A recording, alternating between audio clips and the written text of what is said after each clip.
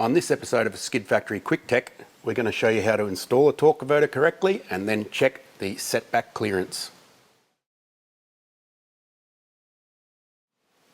A lot of viewers, if they've worked on their own cars, may be familiar with the fitting of a torque converter. It's the old 3 clicks sort of setup where you fit it through and it engages 3 different times. We'll start by telling you why it does that for a start. There's our torque converter. This is our transmission. It's a Ford C4. The 3 engagements that you're feeling when you're fitting the torque converter are, for one, the input shaft, which is that small shaft in the middle that runs through and into the guts of the transmission. 2 is the stator shaft, which is this large spline here. That actually anchors the stator inside the torque converter. If you don't know what's inside a torque converter, you can have a look at one of our other videos where we open up a torque converter and show you the insides of it. That'll be up here somewhere. And thirdly is the oil pump drive. So we can't really see inside here because there's seals and stuff covering it, but these 2 flats on the side of the torque converter here, that is what drives the oil pump, which is basically pushing the fluid around inside the box, providing pressure, providing lubrication. So you've got to get all those things in mesh on the way in. Generally speaking, this shouldn't be a difficult job. Some transmissions, it is harder than others, but if you sort of use your brain a bit and think about it, they should slide in nicely. Providing the torque converter is correct for the transmission, and you have to be very careful of that because a lot of transmissions will have different size shafts in them depending on what they were used behind as far as the duty of the transmission, whether it was behind a large powerful car or a small not very powerful car. So there's a few variations there. Make sure that your transmission and your torque converter are actually mated first, otherwise it's never going to work. First off, you make sure that you've got some form of lubrication around this area here, which forms the sealing surface against the seal inside the pump. It doesn't need to be flooded with grease or packed or anything like that. It just needs to be slightly wet with lubrication. Same with the pump seal, but the transmission builder should have lubricated the pump seal. If it was you, then you should have done it. These things are generally pretty heavy. There's a lot of stuff in there. I generally put some oil inside it. You don't need to fill it up to the brim. It'll most likely just pour out when you tip it up anyway if you do that. But just some lube in there to lubricate it. There's a fair bit of stuff going on inside a converter. So starting it up bone dry is probably not a great idea. It will fill the converter pretty much instantly as soon as you start the engine, but it's always best to have a little bit in there to keep things moving. The key to getting the converter in easily is keeping it all concentric. It's required for it to go in, so you've got to support it so it's all even. Sometimes you can put your fingers in around like that, depending on how big the converter is. Sometimes the bell housing is so close to it that you can't, and you've got to support it by here. This is probably easier. You can see I've already pretty much got 1, 2. This is a bad example because it's so easy.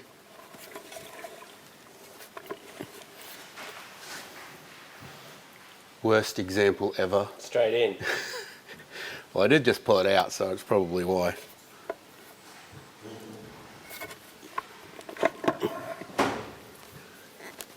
As we talked about, the first spline that you'll engage is the input shaft. There we go. The second one is the stator. The stator shaft is a fixed unit. It's just to hold the stator still inside the converter. The stator inside the converter moves around though. It's not itself fixed. So getting it on the spline is actually you trying to get it to move around inside. They shouldn't move a lot and it should be reasonably easy. Some transmissions you have to put them up on their end so everything sort of sits still. I suspect that's probably just a really poor build of the converter or original design for you to have to do that, because it shouldn't be that difficult. Once you've got those two in, it starts sort of holding itself in place, and then you just got to move it around until you can get that pump drive in. The pump drive, again, some transmissions it can be difficult, but it shouldn't be if everything's right. So most problems you have with automatic transmissions is usually because people have buggered something up. They've ruined it by... A big thing is people pulling the transmission out with the converter still bolted to the engine. That is 1000% not on. Do not ever do that. This stays with this. Don't ever leave it on the engine. Don't ever try and put the transmission in with it bolted to the engine. It's not a manual transmission.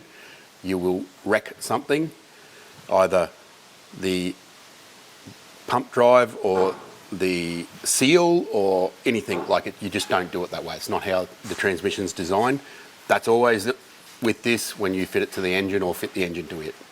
So yeah, never do it. That was easier than it looked. So once we got it in there, it's not over. A big problem with automatics, especially these old things like this, is the tolerances weren't very well done from the factory. Case machining, bell housing machining, pump machining, converter manufacture, all those things may not have been perfect. Like they generally are pretty much spot on a later model transmission, like anything built after the 80s. But on an old thing like this from the 60s, you have to account for all those things that may not be correct. So what we have got to measure is the torque converter setback. So this shouldn't be pushed into the pump like that hard when it's bolted to the engine, because this expands quite a bit. It's a very large chunk of metal. It's floating around in there. It's creating immense heat through its fluid drive, so it expands. And you need some space between the back of the converter and where it drives the pump to account for that. If there's no space, it will just push into the pump until it wears the pump out. And that's what happened to this transmission originally. It turns out it was because it had the wrong flex plate on it, but this still, it's still relevant. You've got to check it before you put the transmission in, or at minimum put the transmission in if it's easy, and then just check that your setback's there. So that once you put it in the car, you can check the setback by how far it pulls forward before it meets the flex plate. Some transmissions that's really easy to do, like Turbo 350, 400, anything with an exposed lower section. It's right there, you can see it. You can stick a drill bit in there and measure the distance. Other transmissions such as this one, it's not so easy because it's a fully enclosed bell housing, and it's difficult. You can't just put a drill bit in there to measure the gap between the flex plate and the mounting tabs. What I do is manually measure it before I put the transmission in, because sometimes these transmissions are an absolute nightmare to put in there, and you don't want to be having to do it more than once if you can help it. It's pretty simple stuff. You can just use rulers. You can use one of these. These things are dirt cheap and do the job. Piece of straight edge. It doesn't have to be surgical grade. This is just a piece of flashing or something off some aluminium. And we just got to measure from the bell housing face down to that, with the converter pushed completely into the back of the transmission. You take a measurement. In this case, I'm going to take the thickness of that off it. It's pretty easy. We've already done this, so we've got some measurements. That's 22.5 mil. We can't really change that. That's going to be like that. So now we've got to go over to the engine and check the distance between this mating point and where the flex plate bolt holes are. We've already set this up so we can do it quickly. This is where the flex plate, those studs go through.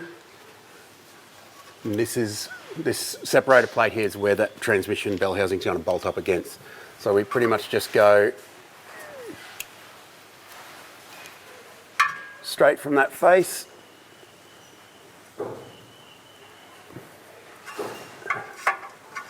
Struggle straight.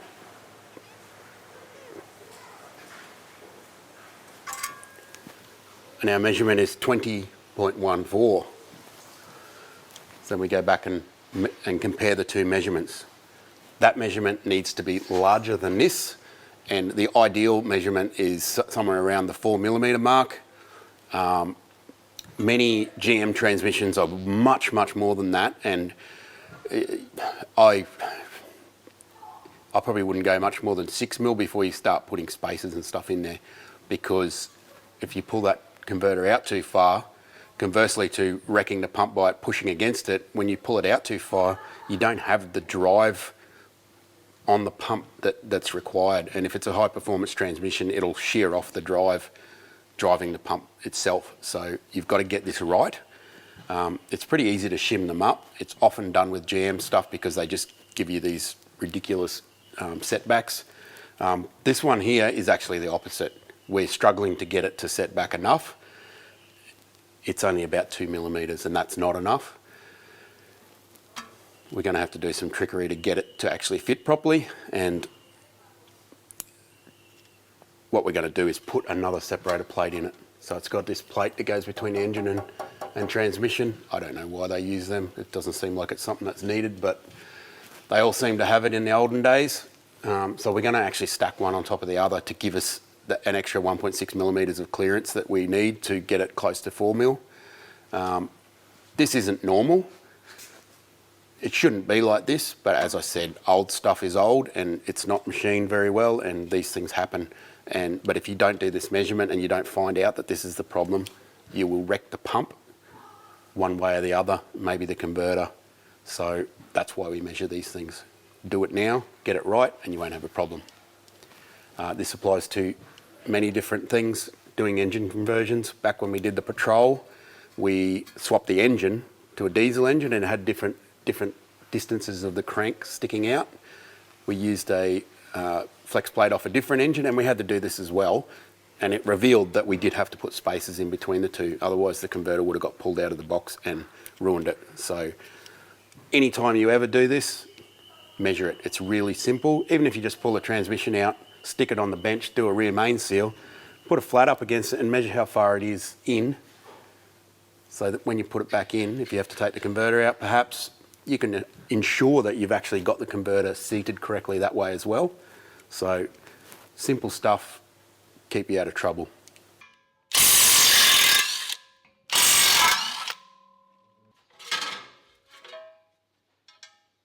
To get around our problem of not enough clearance, we're going to stack this second separator plate on the back of the block. I'm fairly sure that there's actually shims that you can buy to move the bell housing away from the case on a C4 to get around this problem, but it's not something that we're going to be able to get quickly here, so we're going to do it this way instead. We got this spare shim off Old Cock off one of his 351s. I've had to cut these little lumps that are pressed in there for strength. Obviously I had to cut those out because it won't sit on top of it. Pulled them out. We're just going to zot it on here and around these spots. We've lined it up just with drill bits the size of the hole, so everything's lined up. Then we'll just place it back on the back of the block and bolt the transmission down, and should have our 4mm clearance that we need.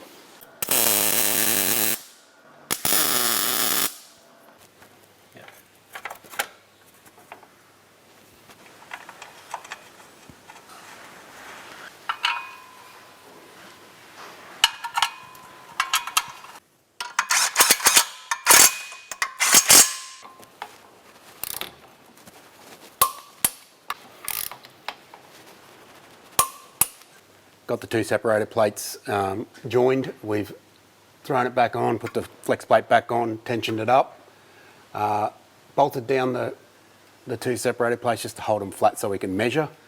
We didn't mention it before, but what we're measuring is the distance between this face here to that face there on the separator plate.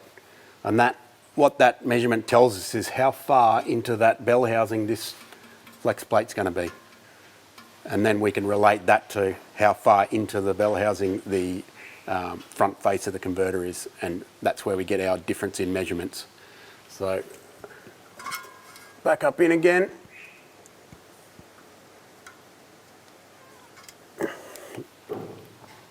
So we got 18.5, which mathematics work out, it's a 1.6 mil plate, so it's around about there. There's a little bit of flex in this plate, so it's not going to be perfect, but we know that that extra 1.6 millimeters is going to give us the clearance we need. So now we can finally put the transmission back in and hopefully get rid of the car and get it on the road. This is one of those vehicles that's been quite troublesome. We've inherited a whole bunch of problems off previous people that have either supplied parts or done work on it, or both. And of course the guy at the end of the track is the one that has to put up with it. Had to work through a lot of stuff. You may have seen the video about the inside of the transmission, or if you haven't, you'll probably see it next. But yeah, this vehicle had a lot of problems. So doing these quick texts is us trying to give you guys a little bit of an up on how to prevent yourself getting into trouble by doing simple measurements and precautions like this to make sure that everything works. If this was done correctly by the person that fitted the engine and transmission, none of this would have ever happened. But it's destroyed transmissions and all sorts of things because of that, just because one part was incorrect, basically. So that part was a flex plate, by the way, and there is multiple different flex plates for the back of a Windsor or Cleveland to all of these different transmissions, C4, C6, AOD. They're all different, so make sure you get the right one in this particular case, because this is what caused the problem. So don't assume that everything's the same, because they just aren't. So thanks for watching, and hopefully learn something from our pain. See you next time. Open this, might make you feel a bit better. What is it? Something from Rudy in 101 Squadron. Oh, Rudy, formerly of the Sunshine Coast, now of Netherlands? Norway? Norway. It says there, actually. Yeah, Norway.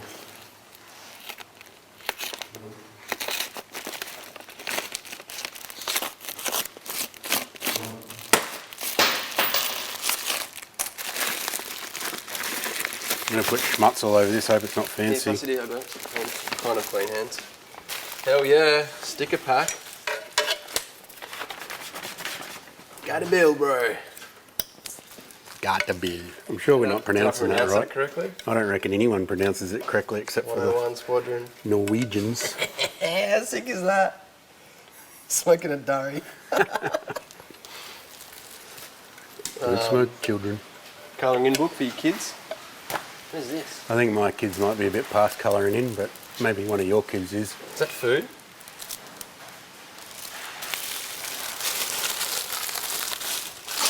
They're not kids. What are you talking about? Not that you know of. It's chocolate, I think. Things go better with Boost. Hell yeah. Thanks, Legend. Yeah, they do. Love it. Thanks, Rudy. Oh, that one's yours for this XL. Sick. You got a white one? I got a white one, yeah. Probably not a good idea to give me a white shirt. You can wear that to the clubs. I will wear that to the clubs, bro. That looks like a GT4088 compressor cover. It does, doesn't it? Lol.